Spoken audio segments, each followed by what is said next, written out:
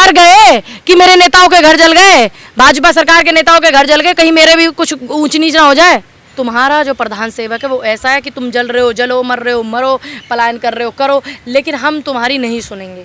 तो हो सकता है वो डर हो इसलिए कह रहे हो वो आई लाइक यू मोदी जी, इसलिए ट्विटर भी। अब इसका तो देश से भी मतलब नहीं है। देखिए मैं उनको ये देखती हूँ कि लोकसभा की एक जो है सांसद है, उन्होंने उनकी नीतियों का विरोध किया। मैं उनको जात या समाज के उससे नहीं देख रही हूँ, क्योंकि धर्म के उससे नहीं देखूंगी मैं चश्मे से। मैं ये देख रही हूँ कि उन्होंने गलत बात का विरोध किया है और एक सांसद, चुनी हुई सांसद है, उन्होंने विरोध किया है, तो आपको सीरियस लेना चाहिए कि एक दूसरे देश की सांसद हमारे प्रधानमंत्री जी का विरोध करती है तो जरूर कुछ ना कुछ बात है, सीरियस तभी कर रही है ना, तभी वो हर चीज़ को वॉच कर रही है। अब आप उसको धर्म के चश्मे से देखेंगे तो आपको उस सांसद में कमी नजर आने लगेगी। और भी सांसद ने ये कहा है कि हिंदुस्तान के अंदर जो, भारत के अंदर जो मुसलमान है, अल्पसंख्यक है, उसके ऊपर जुल्म हो रहा है। तो अब जो भारत जो नरसंहार की तरफ बढ़ रहा है। देखिए ये तो हम लोग पहले से ही बोलते हैं कि लोकतंत्र खतरे में है, इधर हिंदू मुस्लिम हो रहा है, इधर हिंदू मुस्लिम हो रहा है, नहीं होना चाहिए, इधर जात बिरादरी हो रहा है, नहीं होना चाहिए, हम लोग बोलते हैं। लेकिन आप लोग हमारी बात को सीरियस कितना ले रहे हो, आप ये बताइए। अगर आपने हमारी बात को और सरकार ने हमारी बात को सीरियस लिया होता तो आज विदेश में ये बात नहीं होती, विदेश में ये बात नहीं होती। बीजेपी वाले तो कह रहे हैं कि डंका बज रहा है भाई, मोदी जी का भव्य स्वागत हो रहा है। आप एक बात बताइए, अभी हिंदुस्तान के लोग वहाँ होंगे तो मोदी जी का स्वागत तो करेंगे, क्योंकि हिंदुस्तान के प्रधानमंत्री हैं, भारत की मिट्टी से जुड़े हुए हैं, साफ बात। लेकिन जब तथ्यों पर बात आती है तो सांसद उनका विरोध करते हैं, बड़े बड़े अखबार उनका विरोध करते हैं। वो तो नहीं बता रही है कि डंका बज रहा है, डंका इतना बज गया कि पेपरों में ढोल फट गए इनके, वो तो नहीं दिखाते।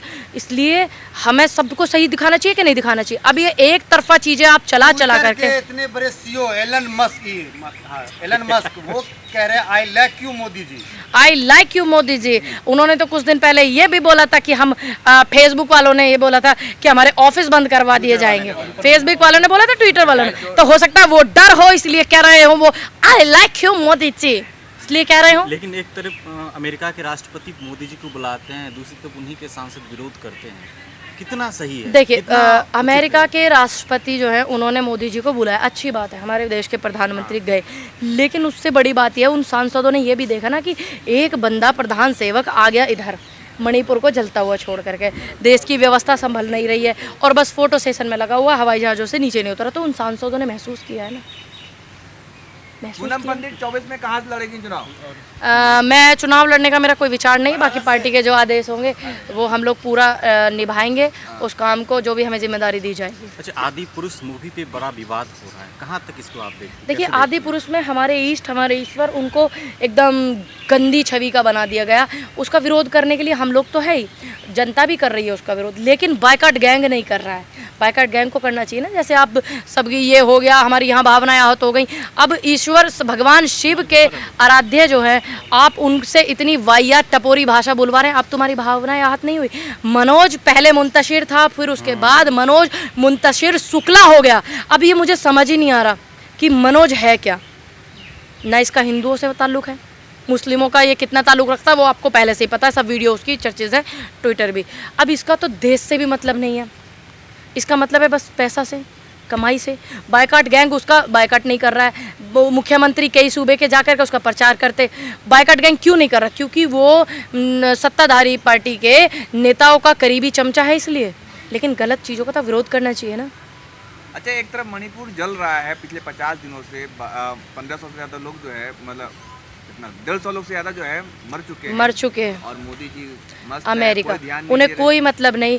ये बात समझनी होगी हमारे पूरे हिंदुस्तान की जनता को कि तुम्हारा जो प्रधान सेवक है वो ऐसा है कि तुम जल रहे हो जलो, मर रहे हो मरो, पलायन कर रहे हो करो, लेकिन हम तुम्हारी नहीं सुनेंगे। ये देश के प्रधान सेवक जो है उनकी सोच है, ये जनता को समझना चाहिए। आखिर मोदी चुप क्यों रहते हैं? क्योंकि जिनके बस की कुछ काम करना ना होता फिर वो चुप ही हो जा। 18 घंटे काम कर रहे हैं, कहते हैं कि मतलब हाँ, कपड़े बदलने वाला।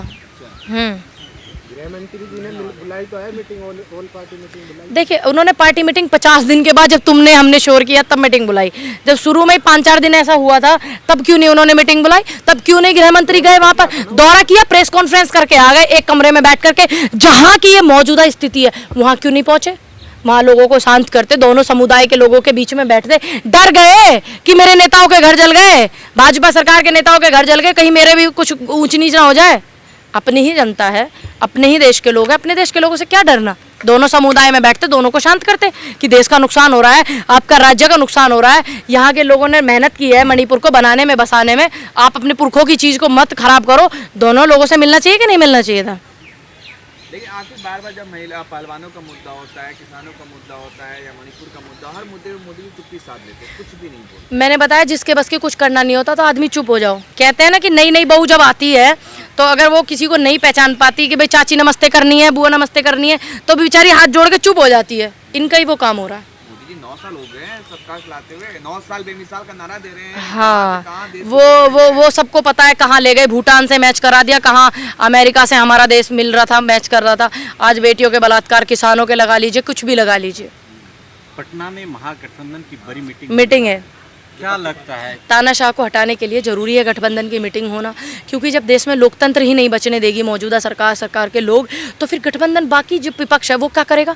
क्या तो बिहार वाले करेंगे, क्या बंगाल वाले करेंगे, क्या यूपी वाले करेंगे, जब लोकतंत्र ही नहीं बचने देंगे। और बड़े उसके साथ में मुझे कहना पड़ रहा है इनकी मानसिकता आपने देख ही ली संसद में।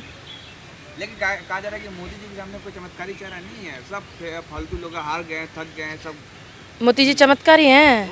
और जो केदारनाथ का जो गहना चुरा है मंदिर का, वो गहना पीतल हो गया है, उस पर पॉलिश वॉलिश चढ़ाया और सरकार के खाते में जोड़ दिया कि ये सरकारी खाते में जोड़ दो, और इतना गहना दिया है सोने का, उसमें सोने का पानी चढ़ा करके, तो वो भी चमत्कार कर दे, उसको सोने का बना देना। मोदी जी काम नहीं कर रहे हैं, देख रहे हैं। मैंने बताया नहीं आपको कितना काम कर रहे हैं। बेटियों के बलात्कार हो रहे तो चुप रहते, युवा बेरोजगार घूमता तो चुप रहते, किसानों की हत्या होती तो चुप रहते, किसान आंदोलन करते तो चुप रहते, मणिपुर जल रहा है तो चुप रहते, इस देश की अर्थव्यवस्था माइनस में भी गई थी पिछले दिनों, तब भी चुप थे, इस देश के किसानों ने हत्या हुई तब भी चुप थे। यहाँ पे बोल पा रही हैं क्योंकि मोदी जी ने आपको वैक्सीन लगवाया है, कोरोना से बचा दिया आपको। आप अपनी माँ के और अपने पिता के हाथ पर देखना, यहाँ चवन्नी जैसा निशान होगा।